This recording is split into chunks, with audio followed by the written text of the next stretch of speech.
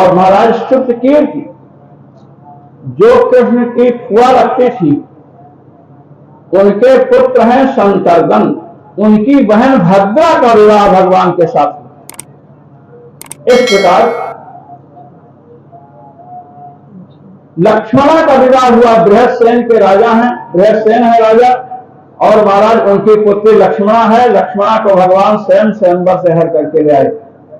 इस प्रकार 8 लोगों के विवाह की चर्चा हुई। ये 8 भगवान की पट्ट महिषियां हैं। इसके बाद भगवान का एक साथ ही 16,100 विवाह हुआ। परीक्षित जी ने कहा, महाराज 16,100 कन्याओं से एक साथ ही विवाह कर लिया क्या? कहे अच्छा ये बताइए, जब विवाह किए होंगे भगवान तो वर वधु का गठबंधन होता है, ग्रंथ बंधन होता है, तो गठबंधन कैसे हुआ? अरे कहे कि आप समझते नहीं, उन्होंने उतने ही रूप धारण कर लिया भगवान ने। जब रासलीला में रूप धारण कर सकते हैं तो विवाह लीला में क्यों नहीं? महाराज कहे कि ये कैसे हुआ? कहे सुनिए, मैंने आपके समक्ष यह विषय रखा था पहले कि यदि गोधूल वेला में सायंकाल के समय पत्नी पति से संपर्क करके संतान उत्पन्न करना चाहेगी तो राक्षस ही जन्म लेगा। श्री पृथ्वी देवी भगवान वाराह के समीप पहुंची गोधूल वेला में और कहती हैं कि हमें पुत्र चाहिए। भगवान ने कहा कि यह समय बहुत खराब है, किंतु महाराज भगवान की पत्नी ठहरी, हट कर बैठी, चाहिए तो चाहिए। भगवान ने कहा कि फिर बाद में हमको मत कोसना। महाराज गोधूल वेला का प्रभाव कि भगवान वाराह और पृथ्वी देवी के द्वारा, पृथ्वी माता के द्वारा एक संतान हुई जो राक्षस हुई, इसे भौमासुर कहते हैं, नरकासुर भी इसे कहते हैं, बड़ा दुष्ट था। भगवान ने कहा कि मैं ही इसका वध करूंगा, तो पृथ्वी देवी ने कहा जब तक मैं न कहूं तब तक इसे मत मारना। भगवान ने कहा एवं मस्त, और पृथ्वी देवी की ही अवतार स्वरूपा श्री सत्यभामा जी। अब महाराज भगवान द्वारकापुरी में विराजमान है। देवराज इंद्र आते हैं, भगवान के चरणों में नमन किए और कहते हैं कि प्रभु अदिति माता का कुंडल भौमासुर ले गया, देवताओं का मल पर्वत स्थान भी ले गया। इस प्रकार 3 वस्तुओं की चर्चा है कि वो भौमासुर महाराज लेकर के आया। मल पर्वत नाम का स्थान भौमासुर लेकर के चला गया है। जब इस प्रकार प्रार्थना की आदित्य माता का कुंडल, तो महाराज भगवान कहते हैं कि ठीक है हम चलते हैं। अब महाराज भगवान वहां से चलते हैं। महाराज गरुड़ पर बैठ करके और श्री सत्यभामा जी को साथ लेकर के भगवान वहां से पधारे। और भगवान जब वहां पर आए तो देखते हैं कि महाराज अनेक प्रकार के यंत्र लगे हुए हैं भौमासुर के पास पहुंचने के पहले वो विघ्न कर रहे हैं। भगवान ने उन अस्त्रों को शस्त्रों को काट दिया। भगवान जब पहले पहुंचे हैं महाराज तो किरेबंदी है, पास लगे हुए हैं, भगवान ने सबको काटा।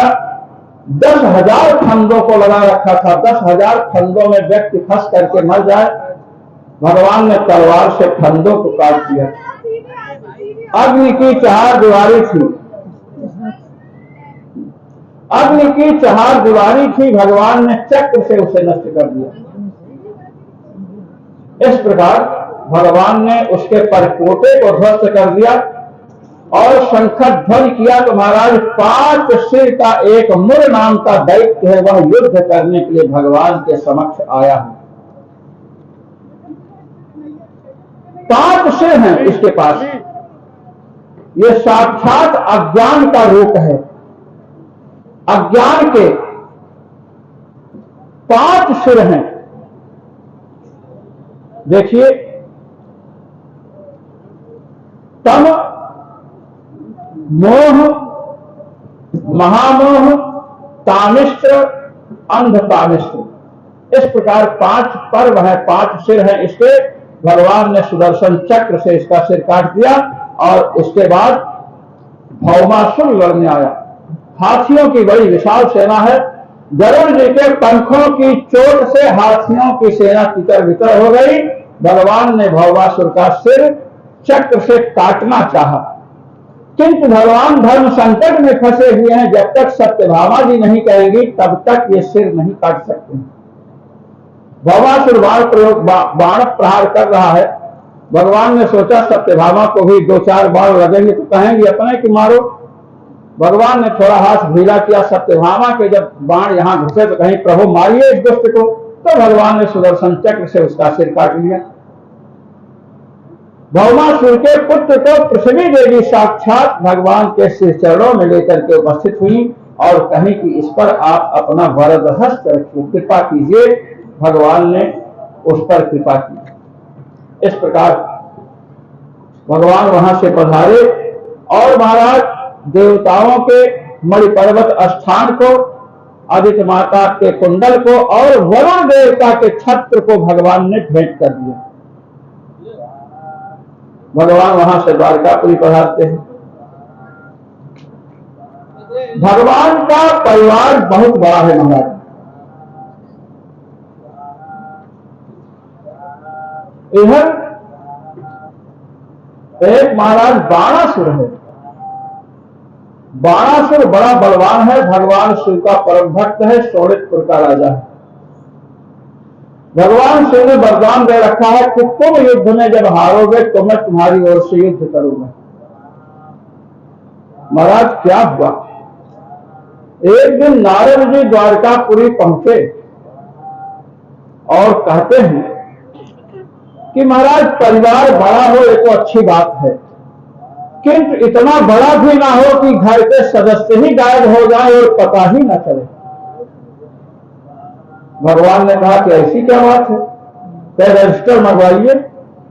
16,108 रानियां हैं, प्रत्येक रानी के 10-10 लड़के, 1-1 लड़की है और उन लड़कों के भी लड़के हो चुके हैं। आप देखिए कि अनिरुद्ध जी कहां है, प्रद्युम्न के पुत्र अनिरुद्ध जी कहां, ये बताओ। अब महाराज जब रजिस्टर खोला गया, हाजिरी हुई, तो जब अनिरुद्ध जी की हाजिरी बोली गई तो पता चला तो 4 महीने से गए हाजिरी। नारद जी ने कहा बताओ इतने बड़े परिवार से क्या लाभ कि पोता पोती गायब हो जाए, पता ही नहीं चले 4-4 महीने तक। अंत में महाराज नारद जी ने बताया कि बाणासुर ने आपके पुत्र को कैद कर रखा है। अब बाणासुर ने क्यों कैद किया था, बाणासुर की पुत्री जो है महाराज उषा नाम है। उषा जो है इसने स्वप्न में देखा एक सुंदर राजकुमार को और उसका आलिंगन की, उसी समय स्वप्न टूट गया तो हा प्रियतम कहा करके बोलने लगी। तो इसकी एक सखी है चित्रलेखा जो इसके मंत्री कुंभांड की पुत्री है। अब महाराज उसने कहा कि तुम्हारी तो अभी शादी ही नहीं हुई, विवाह ही नहीं हुआ, तुम किसको हा प्रियतम कह करके पुकार रही हो। तो इसने समझाया कि देखो ऐसा सुंदर पुरुष हमें स्वप्न में दिखा और मैं उसको पकड़ना चाहिए, आलिंगन किया और उसके बाद गायब हो गया और ये नहीं मिलेगा तो मैं अपना प्राण दे दूंगी। महाराज चित्रलेखा ने कहा कि मैं चित्र बनाती हूं, चित्र बनाती थी, आज भी चित्रकार लोग हैं, चित्र देख करके चित्र बना सकते हैं। ये ऐसी है कि जिसको नहीं देखे उसका भी चित्र वैसे ही बना देगी। महाराज चित्र बनाने लगी। जब कृष्ण भगवान का चित्र बनाई तब इसको कुछ लज्जा आई, कहा बस इन्हीं जैसे है और थोड़ा प्रयास कीजिए। और प्रद्युम्न जी का जब बनाई तो उसने मुख घुमा लिया, कहा कि और आगे चलिए। और जब अनिरुद्ध जी का चित्र बनाई कहे कि यही है।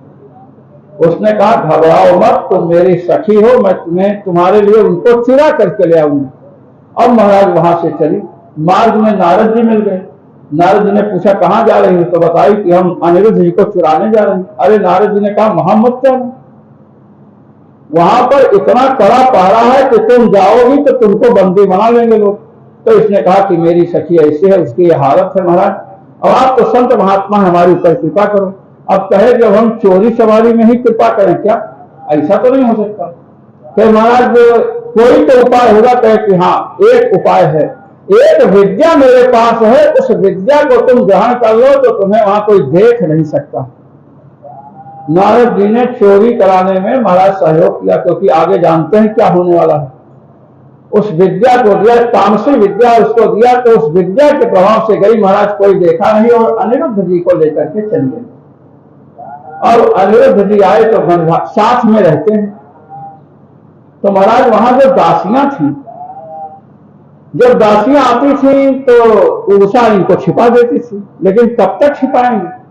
महाराज एक दिन दासियों ने जाकर बताया कि महाराज बड़ा गड़बड़ चल रहा है। तो उसने पूछा कि मतलब क्या हुआ। तो एक दासी ने कहा कि क्या हुआ, लगता है कोई आता है वहां राजकुमारी के यहाँ।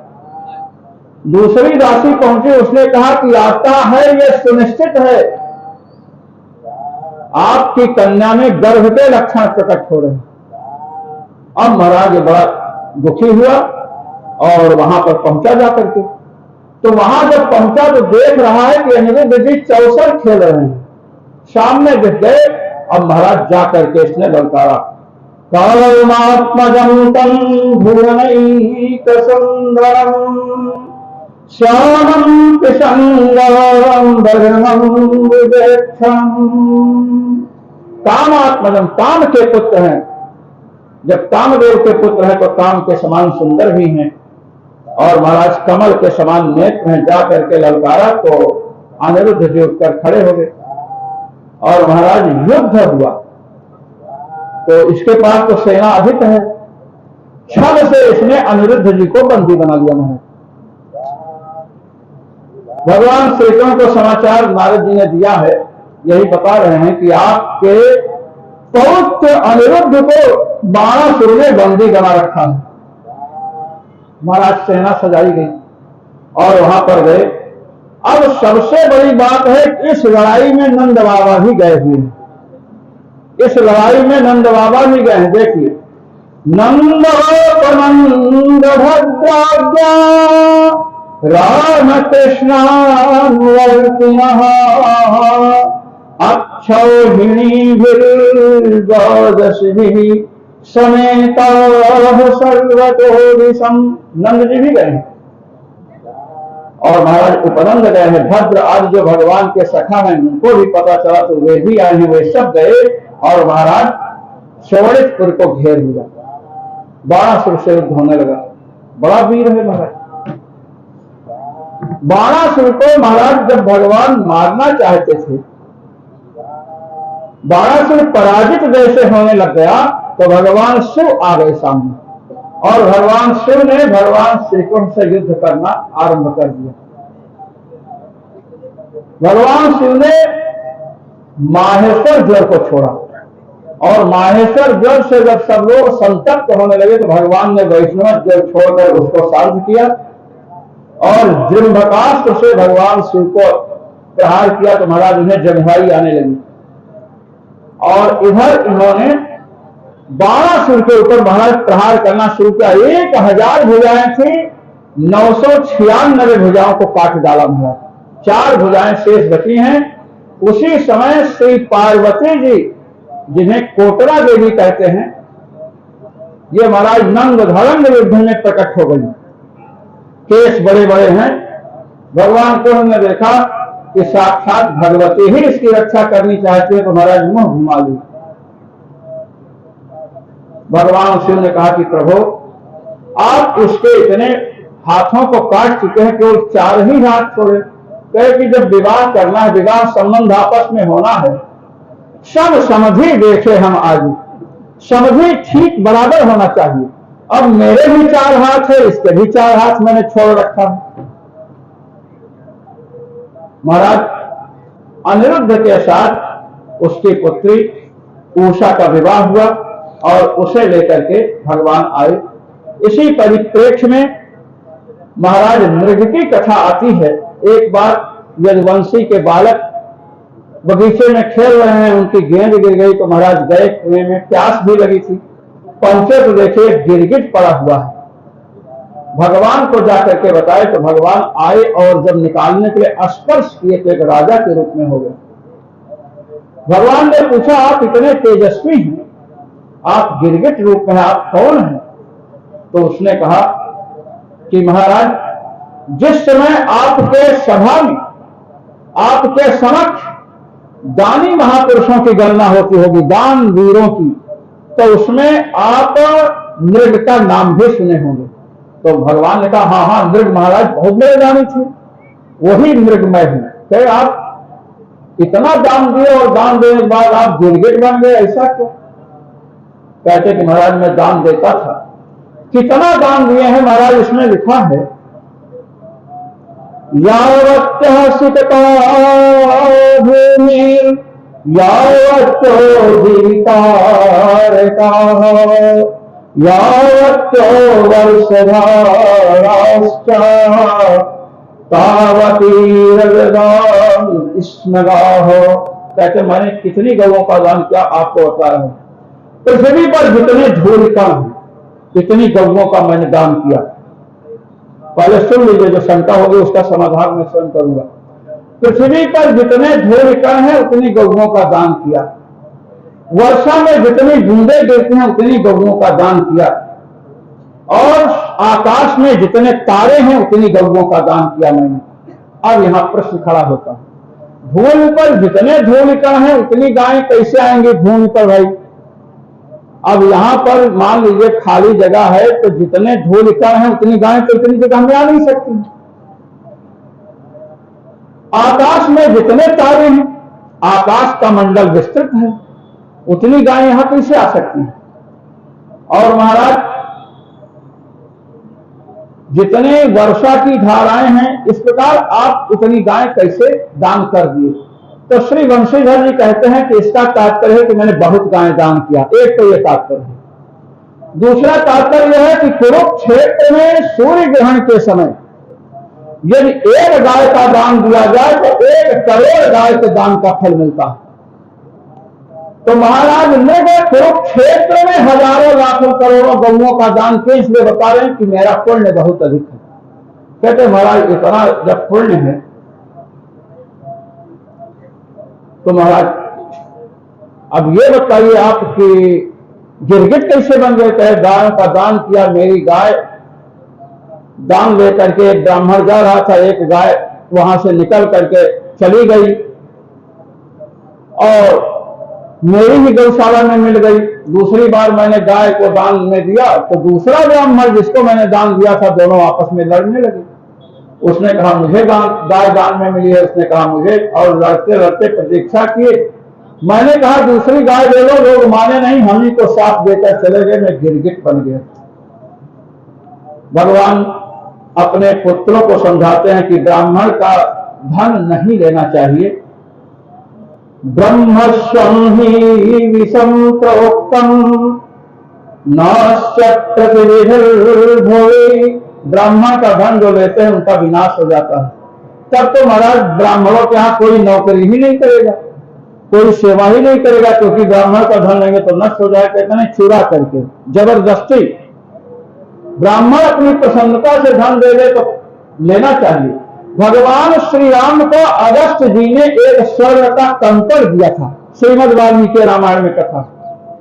भगवान श्री राम ने कहा प्रभु आप तो ब्राह्मण हैं, मैंने क्षत्रिय कुल में अवतार लिया है, तो आपका दिया हुआ दान मैं कैसे ले सकता हूं?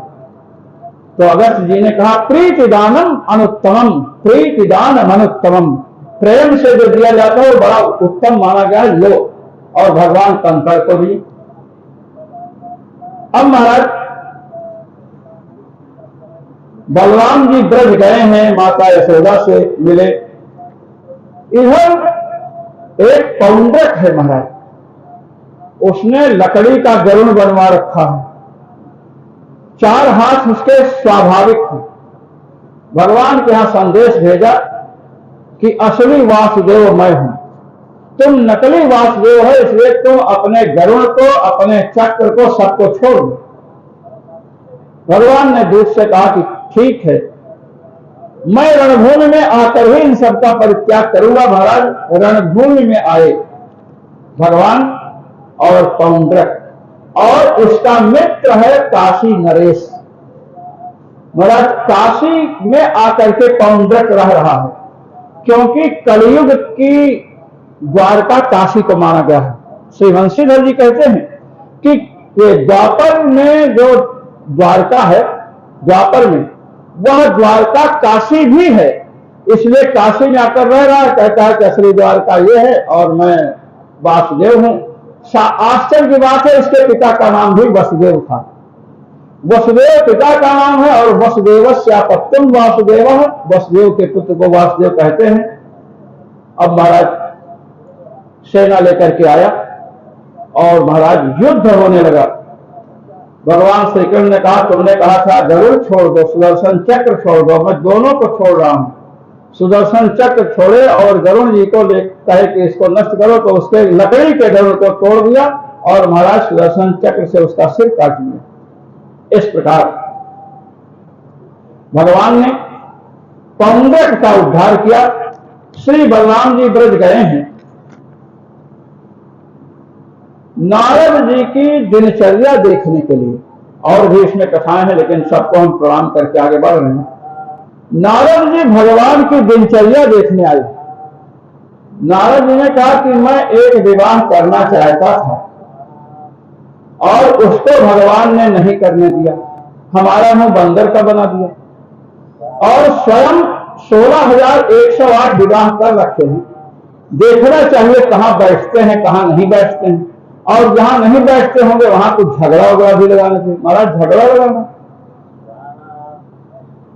नारद जी द्वारकापुरी भी नहीं छोड़े। महाराज जिस समय भौमासुर का वध करके भगवान श्री कृष्ण आदित्य माता को कुंडल, वरुण देवता को छत्र और देवराज इंद्र को मणिपर्वत स्थान दिए और लौटने लगे, तो सत्यभामा जी ने कहा कि प्रभु यहां कल्पवृक्ष बहुत है, एक कल्पवृक्ष लेकर के चले तो कैसा रहेगा।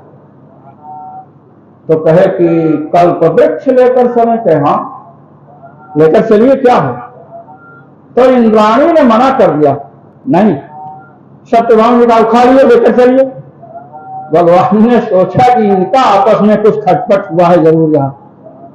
उन्होंने कल्पवृक्ष संकल्प किया, कल्पवृक्ष को लेकर के हाथ में रखा। जब चलने लगे तो इंद्राणी ने इंद्र को प्रेरित किया, कहा कि यह स्वर्ग का अपमान है, ये द्वारका में भी कल्पवृक्ष आग चला गया तो द्वारका और स्वर्ग में अंतर क्या रहेगा। तो इंद्र ने समझाया कि देखो ऐसी बात नहीं है, मान जाओ तो समझा करो। तो उसने कहा कि क्या समझा करो, अरे तुमने लड़ने की क्षमता नहीं तो लो मैं 2 चूड़ियां अपनी तुमको भी दे देती हूं, पहन करके बैठ जाओ, मैं खुद लड़ूंगी, वज्र चलाऊंगी। अब पत्नी ने जब प्रेरणा किया तो महाराज लड़ने के लिए आना पड़ा। अब इंद्र ने यह विचार नहीं किया कि जिस भौमासुर ने हमको पराजित कर दिया है उस भौमासुर का वध करके आ रहे हैं, फिर भी युद्ध हुआ। वज्र छोड़ दिया, भगवान ने वज्र पकड़ लिया, कहा चक्र छोड़ू, तब गिड़गिड़ाने लगे कि नहीं नहीं। इंद्राणी भी आगे कही नहीं नहीं नहीं नहीं छोड़ू। सत्यभामा जी ने कहा कि लेकर आओ। महाराज कल्पवृक्ष आया और सत्यभामा जी के आंगन में लगा दिया। नारद जी ने सोचा कि द्वारका में झगड़ा नहीं लगा है, चलते हैं। महाराज रुक्मिणी जी के यहाँ पहुंचे। अब रुक्मिणी जी नारद जी की शिष्या है। रुक्मिणी जी ने पाद प्रक्षालन किया, अल्पाहार कराया, कहा गुरुदेव आप पधारे, बड़ा अच्छा हुआ। कैसे पधारे, कहे कि देखो भगवान कृष्ण ने 16,108 विवाह किया, पहली रानी बड़ी रानी तो तुम ही हो। कहे कि हाँ महाराज हैं, रहेंगी। अरे कहे भूल जाओ, रहोगी बड़ी, अब तुम्हारा सम्मान घट जाएगा, और घट चुका है। तो रुक्मिणी जी ने कहा कैसे, कहे कि स्वर्ग से कल्पवृक्ष आया और वो लगा है सत्यभामा के आंगन में। यदि भगवान तुमको मानते होते तो तुम्हारे आंगन में लगता।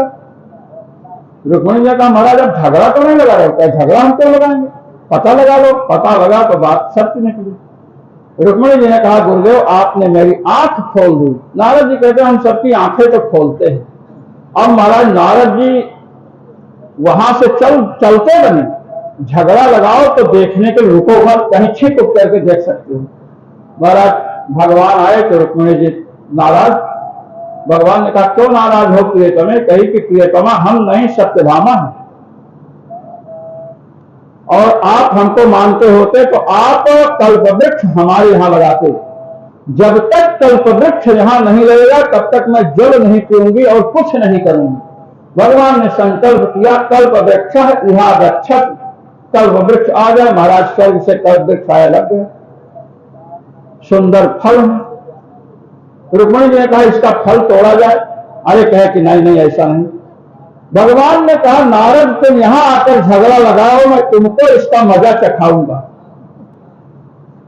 रुक्मिणी जी से कहते हैं कि एक तो कल्पवृक्ष स्वर्ग का वृक्ष है, अब अपने यहां आया है, तो हम लोग गृहस्थ हैं, हम लोगों का कर्तव्य है कि इसका फल यदि गुरु भी सबसे पहले तोड़ करके भोग लगाते तो बड़ा अच्छा रहता।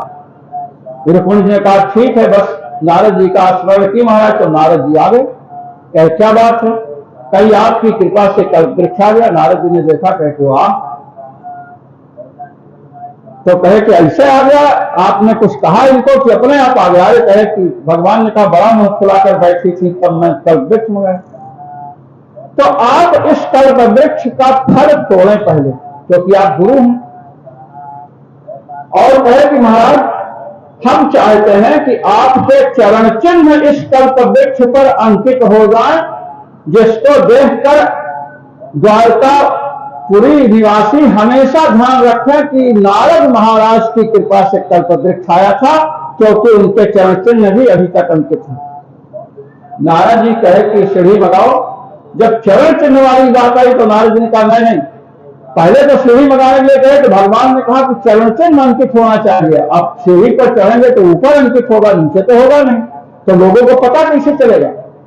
तो अरे सीढ़ी लगाकर तो मैं अपना ही महत्व घटा रहा था। दंड कमंडल रखे महाराज और चढ़ने लगे और पैर से कल्पवृक्ष को खूब दबा रहे हैं, जिससे चरण चिन्ह अंकित होने में कोई कसर न रहे। नारद जी ने सोचा अगर नीचे की छाल उतर गई तब कैसे पता चलेगा? ऊपर भी चरण चिन्ह होना चाहिए। महाराज सबसे ऊपर चले गए, सबसे ऊपर। और वहां जब पहुंचे फल को तोड़ने के लिए, तब भगवान श्री कृष्ण ने संकल्प किया कल्पवृक्ष परिभ्रमत, कल्पवृक्ष घूमे। अब महाराज कल्पवृक्ष घूमने लगा, जैसे केला है ना, ये समझिए कल्पवृक्ष की जड़ है, ये उसकी ऊपर की शाखा, वैसे ऐसे घूम रहा है। अब जब ऐसे ऐसे ऊपर की शाखा नीचे जड़ ऊपर, तो नारद जी घबराए। नारद जी ने कहा ये कल्पवृक्ष घूम क्यों रहा है? कल्पवृक्ष क्यों घूम रहा है? भगवान ने कहा कि नारद जी कल्पवृक्ष घूम नहीं रहा है, आपके चरणों का स्पर्श पाकर आनंद से झूम रहा है। अब महाराज नारद जी ने कहा इसको रोके नहीं तो मैं गिर जाऊंगा। भगवान ने कहा कान पकड़ करके उठो बैठो और कहो आज से मैं द्वारकापुरी में झगड़ा लगाने नहीं आऊंगा, तब ये रुकेगा। नारद जी ने कहा ऐसे पकड़े हुए हैं तो भी गिर रहे हैं, ये कान पकड़ोगा डाल छोड़ करके तो सीधे आ जाऊंगा नीचे। भगवान ने कहा तो मत पकड़ो। उन्होंने कहा रुक्मिणी जी मैं तुम्हारा गुरु हूं, देखो हमारे साथ क्या हो रहा है। रुक्मिणी जी ने कहा कि नहीं प्रियतम प्रभु ऐसा नहीं होना चाहिए, आप कल इसको रोकिए। और हमारे पत्नी की बात कौन नहीं माने?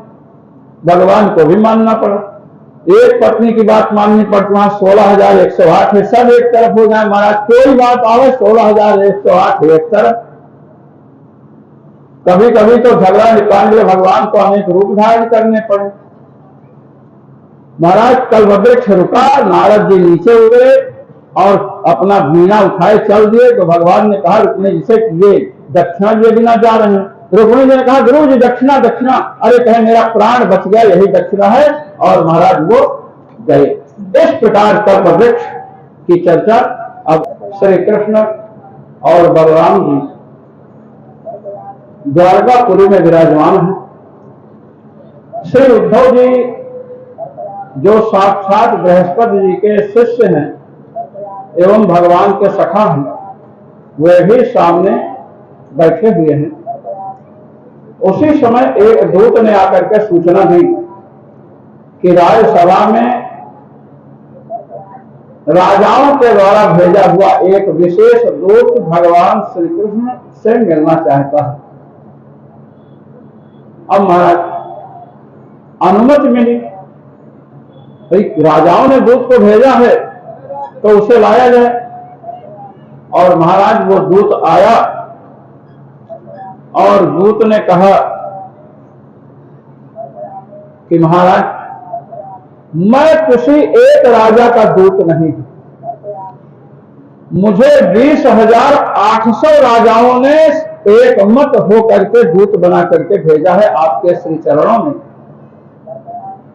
और उन लोगों ने आपसे प्रार्थना की है कि जरासंध हम लोगों को बंदी बना करके रखा है और हम लोगों की बलि चढ़ाना चाहता है।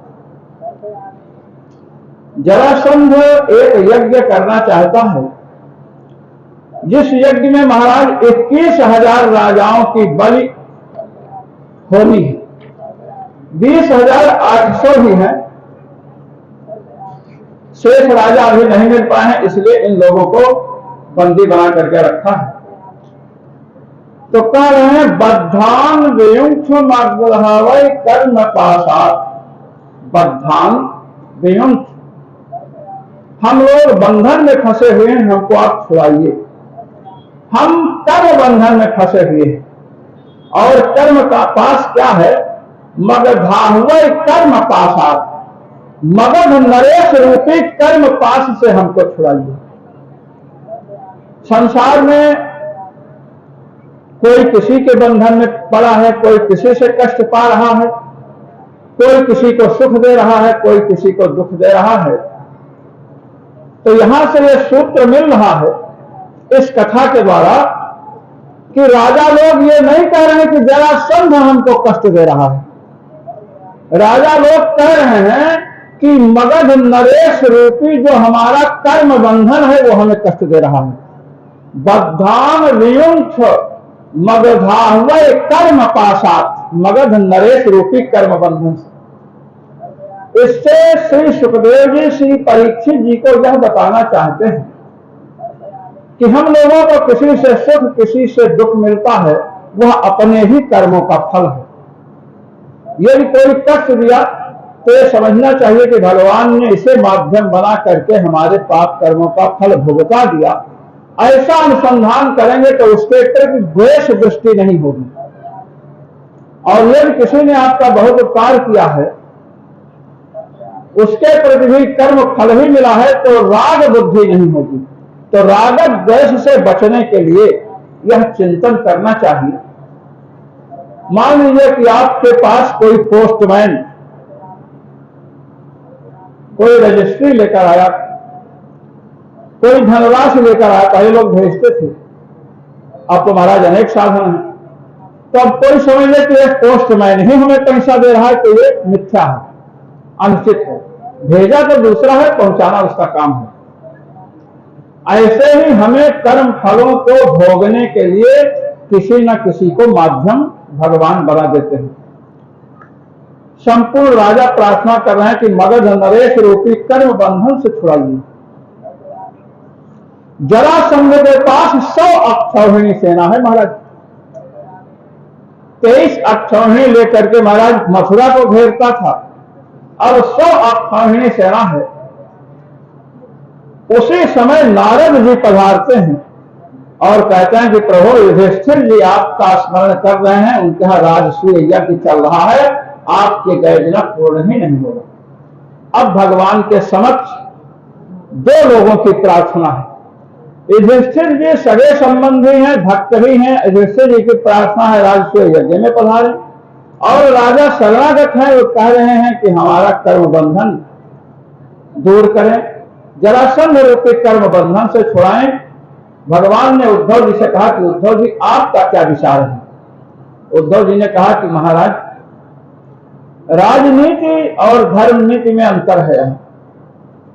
धर्म नीति के अनुसार तो आपको जरासंध से राजाओं को छुड़ाने के लिए जाना चाहिए, किंतु राजनीति ऐसा नहीं कहती। राजनीति यह कहती है कि आपको युधिष्ठिर जी के यज्ञ में जाना चाहिए। क्योंकि वो आपके मित्र भी हैं, संबंधी भी हैं। और राजसूय यज्ञ जो हो रहा है वह तभी पूर्ण होगा जब सब राजा उनकी अधीनता स्वीकार कर लें।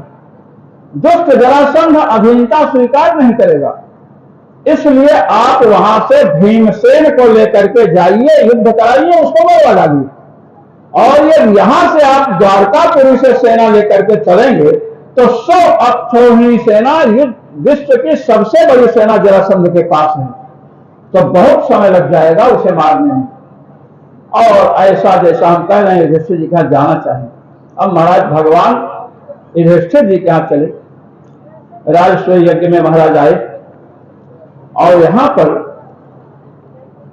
पहले ही सबको राजाओं से मिलने के लिए भेज दिया गया है। महाराज भीमसेन पूर्व की ओर गए हैं, नकुल पश्चिम की ओर गए हैं, और सहदेव दक्षिण दिशा की ओर गए हैं, वीरवर अर्जुन उत्तर दिशा की ओर गए हैं राजाओं के पास कर लेने के लिए। सब लोग लौट करके आए और सबका एक ही उत्तर था कि जितने राजा हैं सबने कर दिया है, केवल जरासंध अधीनता स्वीकार करने को तैयार नहीं। भगवान ने कहा कि जरासंध को हम ठीक करेंगे। महाराज भीमसेन को लिए, अर्जुन को लिए और जरासंध की नगरी में पहुंचे। जरासंध बहुत बड़ा ब्राह्मण भक्त है, भगवान का जैसे बहुत बड़ा शत्रु है ऐसे ही ब्राह्मणों का भक्त है। विप्र वेश में गए तो जरासंध से कहते हमको भी भिक्षा दीजिए। तो उसने देखा कि ये सांवला ब्राह्मण जो है इसको मैंने कहीं देखा है, और भीमसेन को देखा तो कंधे पर गदा रखने का हमारा चिन्ह बना हुआ था। तो ये है तो ब्राह्मण वेश में, किंतु ये ब्राह्मण नहीं है। और जो उसके बाद में है ये भी सांवला राजकुमार है, इसके अंगूठे में धनुष की प्रत्यंचा पकड़ने से उसके चिन्ह बने हुए हैं। हमारा इतना अभ्यास, अरे किसान खेतों में खुरपा खुरपी कुदाल चलाते हैं तो हाथ में घेटे पड़ जाते महाराज, कई लोग कहीं पड़े थे। तो उसने कहा क्या चाहिए? कहे हमें युद्ध की भिक्षा चाहिए, हम आपसे युद्ध करना चाहते हैं। कहा कि मैंने दिया, तुम बताओ तो कौन हो? भगवान ने कहा मैं तुम्हारा पुराना दुश्मन कृष्ण हूं। अरे कहे तुम कृष्ण हो, 70 बार आक्रमण किया, तुम रणभूमि छोड़ करके भाग गए। इतना दुष्ट है, 70 बार स्वयं भगा, 18वीं बार भगवान भगे हैं, और तुम बच्चे भी हो मेरे सामने से, मैं तुमसे नहीं लड़ना चाहता। अर्जुन धनुष यज्ञ में, धनुष विद्या में पारंगत है, धनुर्विद्या में, और देखने में बालक लग रहा है, इसलिए मेरे सामने ये भी ठीक नहीं है। हाँ, ये सुंद मुसुंद जो एक खड़ा है ना भीम, इससे मैं युद्ध करूंगा। अब महाराज दूसरे दिन गदा ले लेकर के निकल पड़े नगर के बाहर, अखाड़े में आए, गदा धोने लगा। महाराज 28 दिन तक युद्ध चला। 27वें दिन की रात को भीमसेन ने भगवान से कहा कि प्रभु ये जरासंध तो बड़ा बलवान है, ऐसा युद्ध चलता है तो हम इस पर विजय नहीं प्राप्त कर सकते हैं, युद्ध भले चलता है।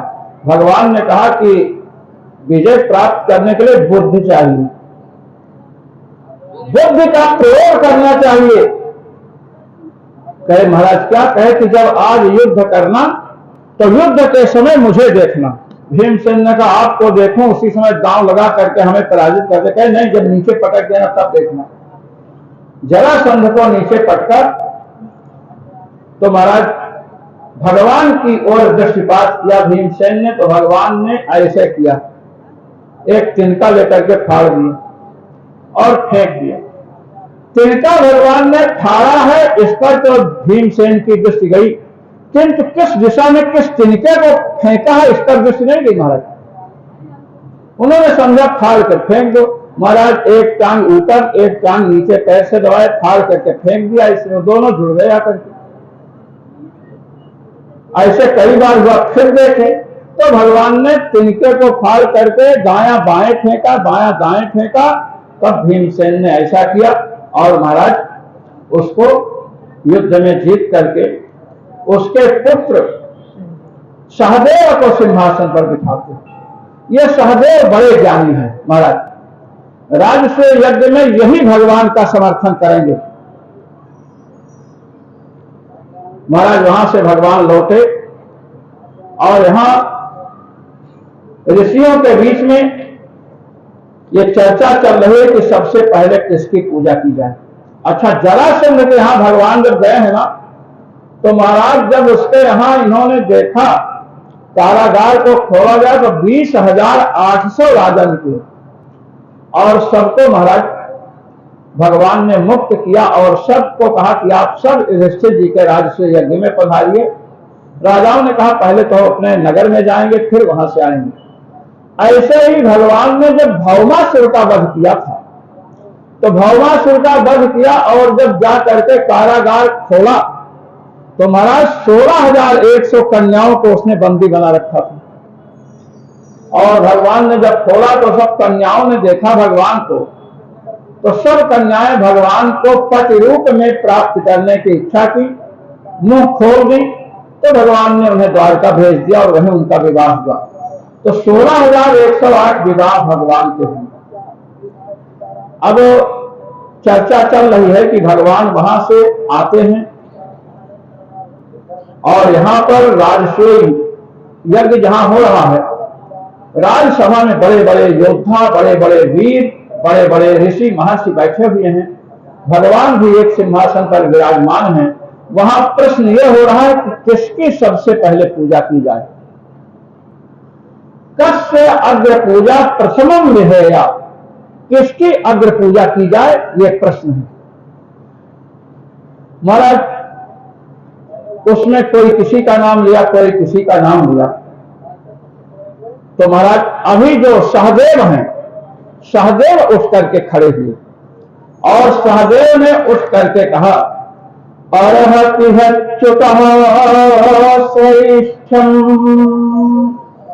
भगवान सात्वतां पतिः ईश्वराय देवताः सर्वा देशकाल धनादयो।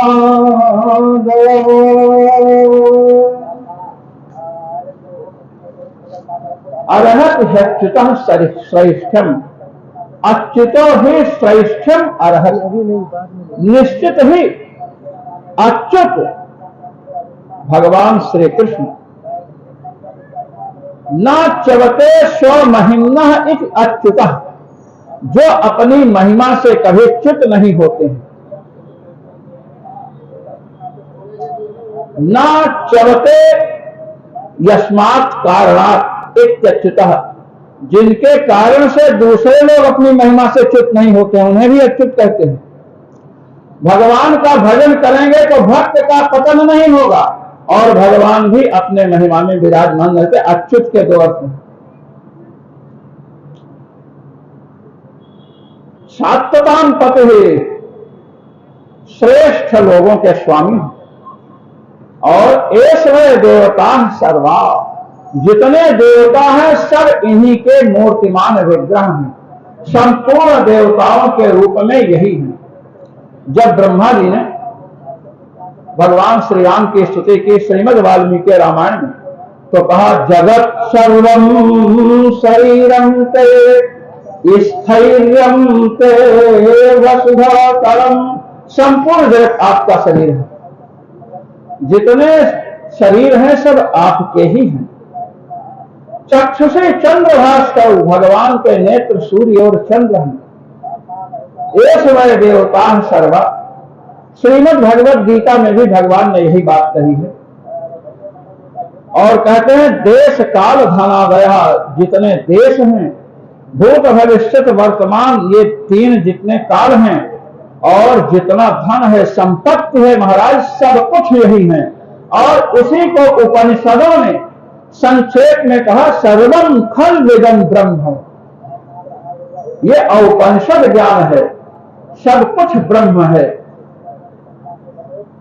तो महाराज इन्हीं का पूजन होना चाहिए। जब सहदेव ने कहा तो महाराज सब कहते हैं सर्वे साधु साधु इत सत्तमा, जितने श्रेष्ठ लोग हैं उन्होंने कहा साधु साधु। शोभरम शोभरम, साधु ने जो कहा है वो अत्यंत सुंदर बात है। अब महाराज जब इस प्रकार कहा तो सभा में शिशुपाल भी आया हुआ था। शिशुपाल ने कहा कि ये छोरा क्या जाने, अरे कृष्ण तो अहिर है, यादव है, ऐसा है, चोरी करता था, ये सब महाराज लगा गाली देने, अब शब्द कहने। भगवान ने उसकी मां को कह रखा था कि 100 गाली 99 गाली सहन करेंगे महाराज, 100 भी सहन कर लेंगे। जहां 100 से अधिक गाली दिया कि इसका सिर काट देंगे।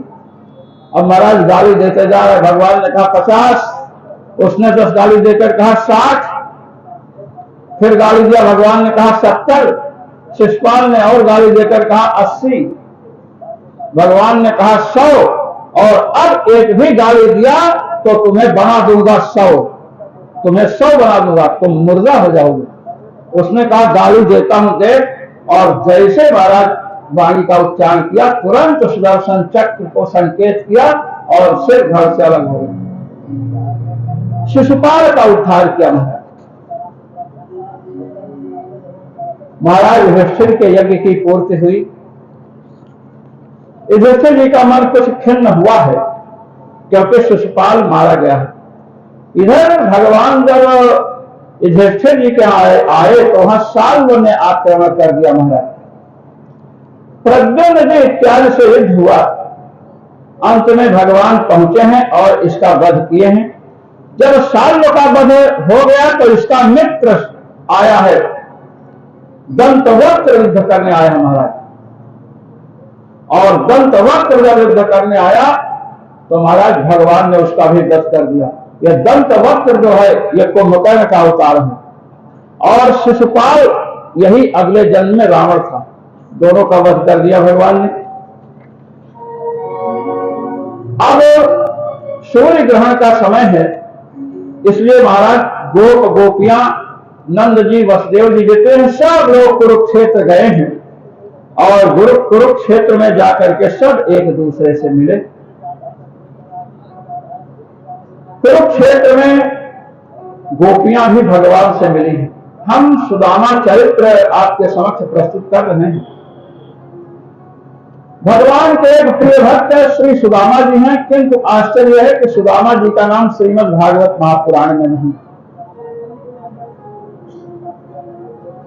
श्री सुदामा जी भिक्षा मांग करके भजन करते हैं, और इनका जो भजन है वो इस प्रकार का है कि जब ये भिक्षा मांगने जाते हैं तो भिक्षा में जितने कण मिलते हैं, अगर कोई दाल दे दिया, आटा दाल, तो दाल को महाराज गिनते हैं, और जितने दाल के कण होते हैं उतने माला जप करते हैं।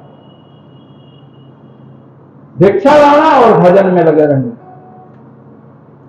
भगवान ने सोचा कि मैं तो द्वारकापुरी में विराजमान हूं, सुधर्मा सभा देवताओं की सभा यहां है, और मेरे अनन्य भक्त सुदामा बड़े कष्ट में हैं, इसलिए इनको बुलवाना चाहिए। फिर उन्होंने सोचा कि सुदामा जी बुलवाने से नहीं आएंगे, हमें स्वयं जाना चाहिए। भगवान भिक्षुक का रूप धारण करके इनकी पत्नी के समीप पहुंचे और कहते हैं भगवत भिक्षा दे, भिक्षा दीजिए। तो पत्नी निकली, कही कि तुम लगता है कि नए नए भिखारी बने हो। भगवान से पत्नी ने कहा कि लगता है तुम नए नए भिखारी बने हो, तुम्हें भिखारियों के रूल्स नियम नहीं मालूम है। भगवान ने कहा क्यों? का एक नियम है, नए भिक्षुकांतरम उपतिष्ठते। भिखारियों में एक नियम है कि एक भिखारी दूसरे भिखारी का भीख मांगने नहीं जाएगा। लगता है तुम नकली भिखारी हो। भगवान ने कहा कहीं पता तो नहीं चल गया मेरी ब्राह्मणी को, भिखारी तो मैं नकली ही हूं। तो महाराज भगवान ने कहा क्यों? कहे कि एक भिक्षुक दूसरे भिक्षुक यहां भिक्षा लेने नहीं जाता, तुम तो यहां पहुंच गए। कहे नहीं नहीं, मैं इसलिए नहीं आया हूं, मैं तो इसलिए आया हूं कि तुम्हारे पति भिक्षा मांग मांग कर खाते हैं, तुम्हें पता है कि उनके मित्र कौन है? कहे कि नहीं पता है। कहीं बताया नहीं, कहीं बताए तो है कि कोई श्री कृष्ण है उनके मित्र हैं, कहीं बस इतना ही बताया कहे हाँ, अरे कहे इतना ही नहीं है। श्री कृष्ण को लोग भगवान कहते हैं, द्वारकापुरी के राजा हैं, उग्रसेन को राजा बनाए हैं और अटूट धन संपत्ति है। अपने पति को भेज दो तो इतना वो दे देंगे कि आपके खाने से बांटने से संपत्ति कम नहीं होगी। और इतना कह करके महाराज निकल आए। पत्नी ने कहा बताओ इतनी संपत्ति जिस मित्र के पास है उसको मित्र बताते हैं और स्वयं भीख मांगते हैं। सुदामा जी लौट करके आए, पत्नी बैठी थी।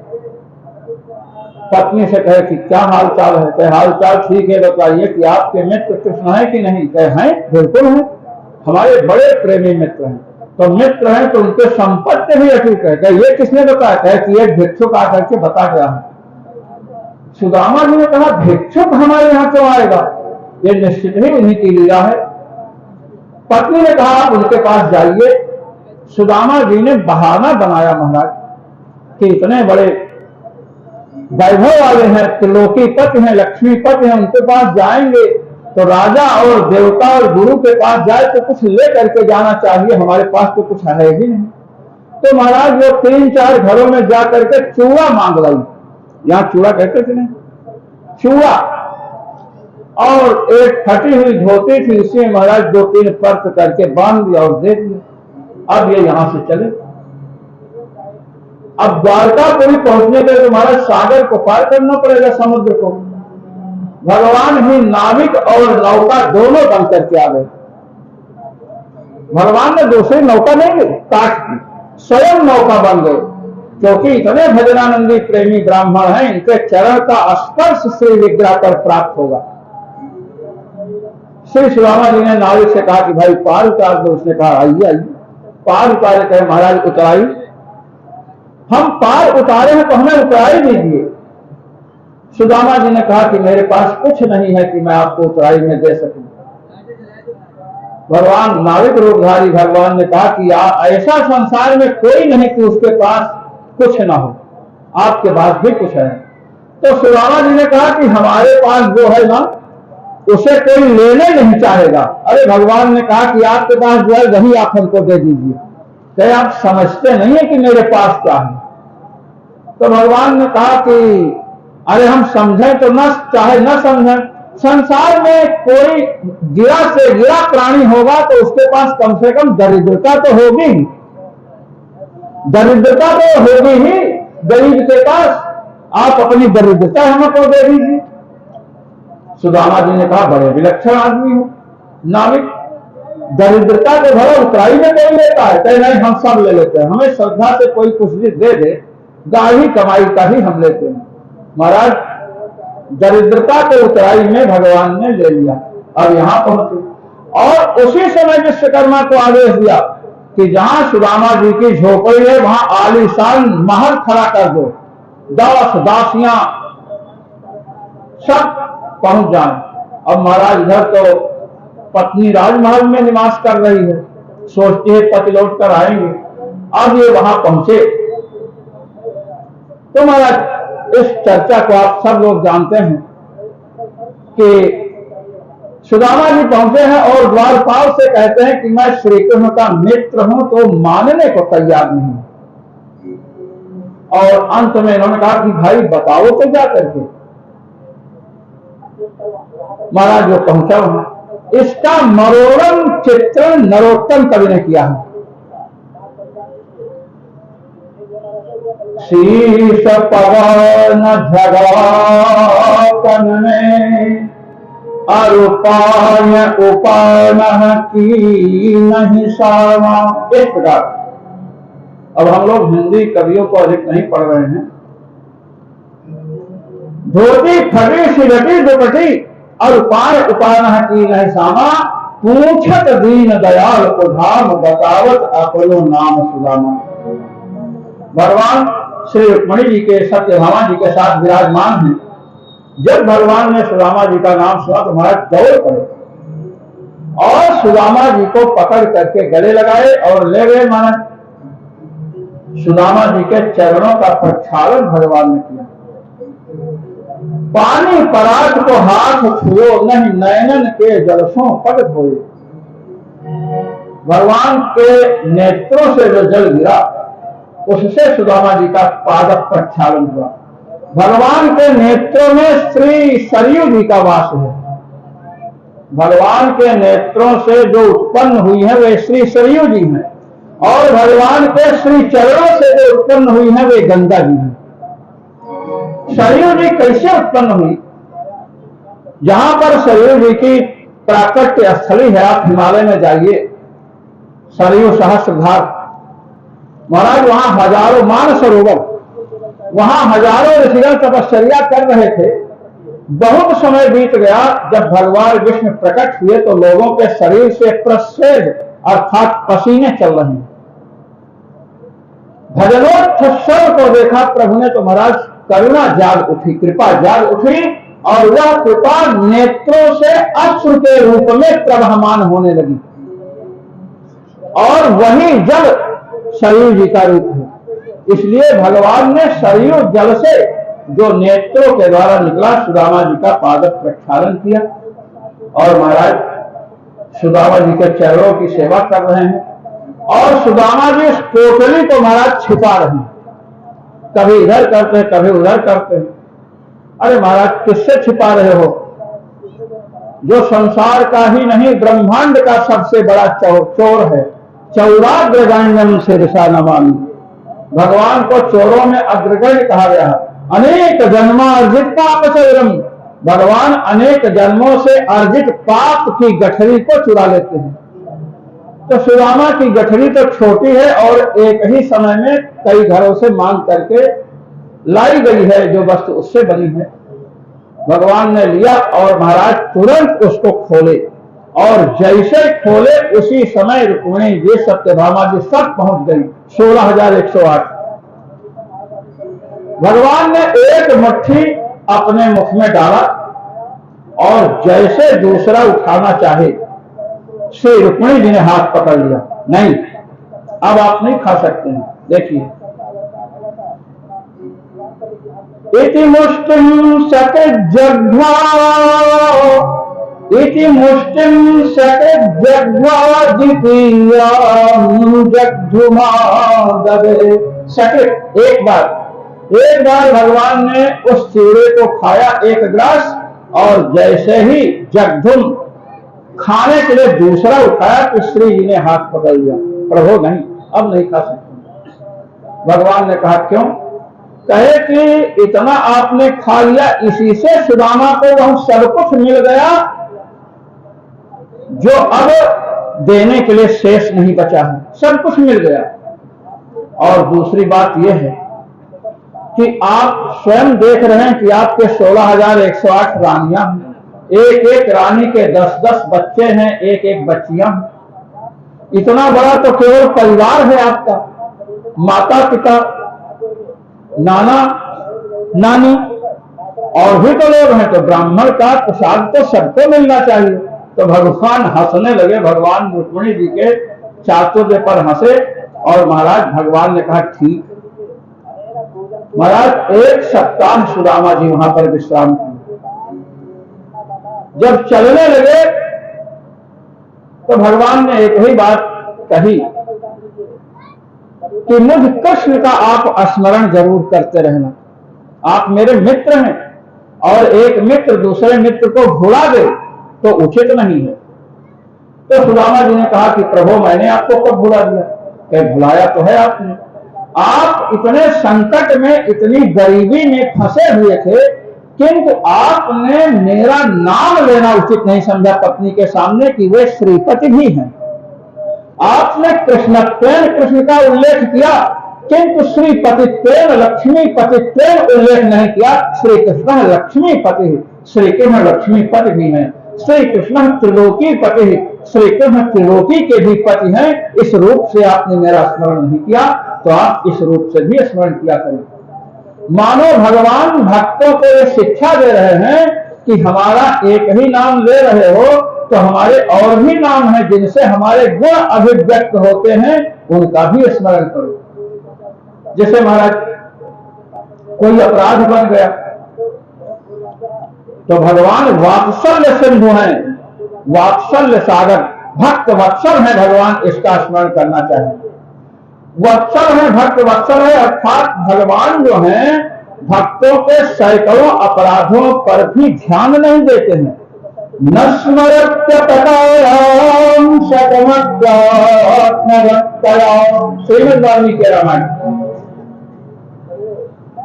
न स्मरत अपकाराणाम शतम अपि, सैकड़ों अपराध भी भगवान स्मरण नहीं करते हैं।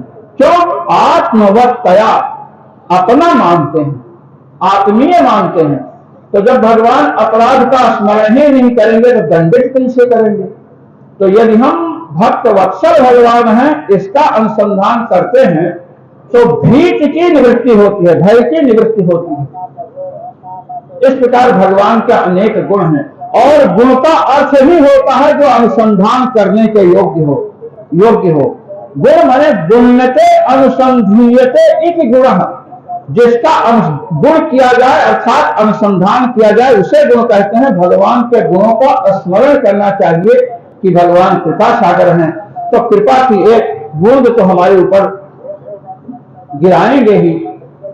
भगवान करुणा सिंधु हैं, इस प्रकार अनुसंधान करेंगे तो भगवान की कृपा का शीघ्र अनुभव होगा। भगवान की कृपा हम सब पर है किंतु हम उसका अनुभव नहीं कर रहे हैं, और इसका अनुभव सद्गुण के उपदिष्ट मार्ग से ही होता है। अस्तु, श्री सुदामा जी चले तो भगवान ने कहा हमारा स्मरण करते रहना। एक फूटी कौड़ी भी नहीं दिया महाराज भगवान ने सुदामा जी को। आज का कोई भक्त होता तो कहता अरे इतने बड़े धन्ना सेठ हैं और हमको एक पैसा नहीं दिया, महाकंजूस है। किंतु सुदामा जी क्या कह रहे हैं? अधनोयं धनं प्राप्य नमां स्मरेत् इति कारुणिको नूनं धनं मे भूरि न ददात्। सुदामा जी कहते हैं कि मेरे स्वामी त्रिलोकी पति ने मुझे धन नहीं दिया। क्यों नहीं धन दिया? अधनोयं धनं प्राप्य माद्यं, ये सुदामा निर्धन था, यदि इसको धन देंगे तो धन को पा करके मदमस्त हो जाएगा और मेरा स्मरण छोड़ देगा। इसलिए प्रभु ने हमको धन नहीं दिया कि उनका भजन न छूटे। भजन भी भगवान की कृपा से होता है। अयोध्या में श्री शास्त्री जी महाराज थे, शास्त्री जी आपने दर्शन किया, उनके श्वास श्वास से भगवान का नाम उच्चरित होता था। उन महाराज श्री की अपने ऊपर बड़ी कृपा थी। रहस्य ग्रंथों का अध्ययन मैंने उनसे किया। भिक्षा मांग करके पाते थे, सरयू तट पर रहते थे, पैसा नहीं छूते थे महाराज। एक बार महाराज जी से हम लोग कहे कि महाराज लोग भजन करते हैं और भजन कुछ समय करने के बाद छूट जाता है, फिर भजन में प्रवृत्ति नहीं होती है। तो भगवान ने कहा कि देखो सिया रामदास, भजन करते हैं तो कुसंस्कारों पर, पापों पर उसका प्रभाव पड़ता है, तो पाप चाहते हैं भजन छूट जाए। तो हमने कहा महाराज जी फिर भजन हो कैसे? कहे कि आप भजन करो, पूजा पाठ करो, सब करो, और जब पूर्ण हो जाए तो भगवान के चरणों में विनीत भाव से प्रार्थना करो कि प्रभु आपने कृपा करके इतना करा लिया है और आगे भी कृपा करके कराएं और भजन को बढ़ाएं। अगर ऐसा करोगे तो तुम्हारा भजन जो है ना ये विद्या पूर्वक होगा। उपनिषदों में बताया, मैं कई बार बता चुका हूं, यदेव विद्या करोति श्रद्धया उपनिषदा तदेवास्य वीर्यवत्तरं भवति। जो श्रद्धा से, विद्या से ज्ञान पूर्वक किया जाता है वो वीर्यवत्तर माने बलवान, बलवान और बलवत्तर। बलवान को बलवत्तर बांधता है और बलवत्तर को बलवत्तम बांधता है। यदि आप भगवान का भजन कर रहे हैं और प्रतिदिन प्रार्थना कर रहे हैं तो महाराज जब आपके या हमारे पाप कर्म भजन को रोकने के लिए आएंगे तो जो हमने भगवान से प्रार्थना की है वह प्रार्थना रूपी शक्ति आ करके हमारे प्रतिबंधकों को नष्ट कर देगी, और यदि प्रार्थना नहीं करते हैं तो वे प्रतिबंधक आ करके हमारे भजन कार्य को बंद कर देंगे। इसलिए अवश्य प्रार्थना करनी चाहिए महाराज। श्री शास्त्री जी महाराज ने कहा तो हम लोग प्रार्थना करते हैं और प्रार्थना करना चाहिए। महाराज इसीलिए भगवान ने हमको धन नहीं दिया। महाराज पहुंचे, कहते हैं इति कारुणिको नूनम, भगवान ने बड़ी करुणा की है, धन नहीं दिया। और जब झोपड़ी के पास पहुंचे, वहां झोपड़ी तो थी नहीं, देखे महल खड़ा है तो सोच रहे हैं किसका महल है, किसने कब्जा कर लिया। तब तक पत्नी ने भेजा दासियों को, राज पुरुषों को।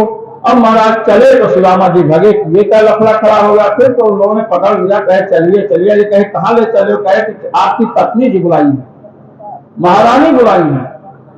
अब सुदामा जी आए, भाई महारानी का हमने कोई अपराध कर दिया, महल जरूर देखा।